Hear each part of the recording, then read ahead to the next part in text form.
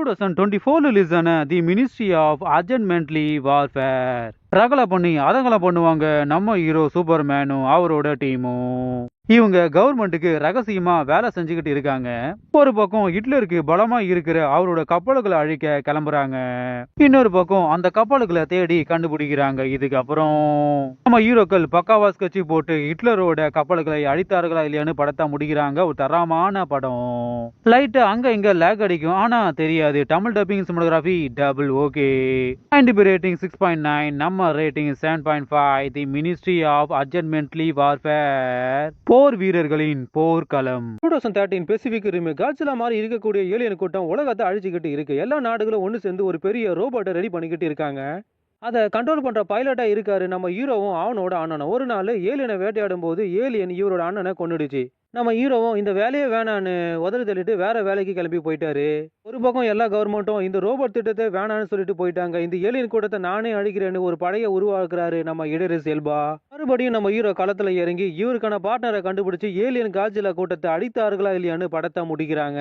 ஒரு தரமான படம். சிஜி ஒர்க் வேற மாதிரி பண்ணி ஆக்ஷன் சீக்வன்ஸ் அந்தர் பண்ணிட்டாங்க. தமிழ் டப்பிங் கேட்கும்படியாவும் ரசிக்கும்படியாவும் இருக்கு. சினிமாட்டோகிராஃபி கேட்கற மாதிரி இருக்கு, மணிக்கவும் ரசிக்கும்படியாவும் இருக்கு. IMDb ரேட்டிங் 6.9, நம்ம rating 7.4. Pacific Rim Alien versus 2017 Alien Covenant. ஒரு சயின்டிஸ்ட் ஒரு அற்புதமான ரோபோட்டை உருவாக்குறான். இப்போ ஒரு சில வருடங்கள் கழிச்சு ஒரு ஷிப்ல 2000 மனிதர்கள் தூங்கிக்கிட்டே டிராவல் பண்ணிக்கிட்டு இருக்காங்க. வேற கிரகத்துல போய் காலனி அமைக்க போய்கிட்டு இருக்காங்க. இவங்க எல்லாரையும் அந்த ரோபோட் தான் கவனிச்சுக்கிட்டு இருக்கு. திடீர்னு இவங்க ஷிப்பு மேல ஒரு கோல் ஒண்ணு மோத ஷிப்பே டேமேஜ் ஆகுது. ஒரே ஒரு டீம் மட்டும் தூக்கத்துல இருந்து எழுந்துக்கிறாங்க. இவங்களோட டீமோட கேப்டனையும் எழுப்ப ட்ரை பண்றாங்க. ஆனா அவன் உள்ளுக்குள்ளேயே எரிஞ்சே போயிட்டான். அடுத்து என்ன பண்ண போனோ தெரியாம இவங்க முழிச்சுக்கிட்டு இருக்காங்க. ஒரு கிரகத்துல இருந்து இவங்களுக்கு சிக்னல் வருது. ஒரு மனிதர்கள் வாழ எல்லா வசதியும் அங்க இருக்கு. இவங்க அங்க கிளம்புறாங்க. அந்த தீவு ரொம்ப அழகாவும் இருக்கு, ஆனா ஆபத்தாவும் இருக்கு. அங்க பறவைகள் விலங்குகள் எதுவுமே கிடையாது. ஒரு டீம் எங்க சிக்னல் வந்ததோ அதை தேடிக்கிட்டு போறாங்க. இன்னொரு டீம் அங்க இருக்கிற பூமியும் தண்ணியும் ஆராய்ச்சி பண்ணிக்கிட்டு இருக்காங்க.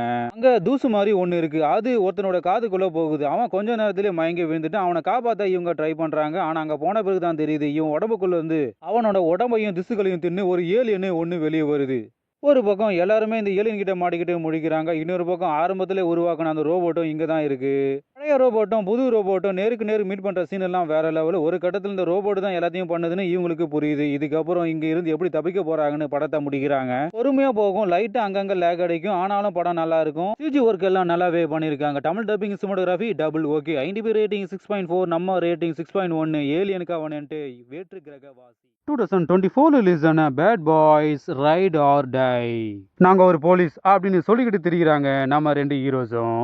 ஒரு பக்கம் சிங்கிளா இருந்த நம்ம வில் ஸ்மித் கல்யாணி என்ற கிணத்துல குதிக்கிறாரு. இன்னொரு பக்கம் இவரோட ஃப்ரெண்டு பேரம்பேத்தி எடுத்தாலும் அடுத்த வாரிசை உருவாக்க ட்ரை பண்றாரு.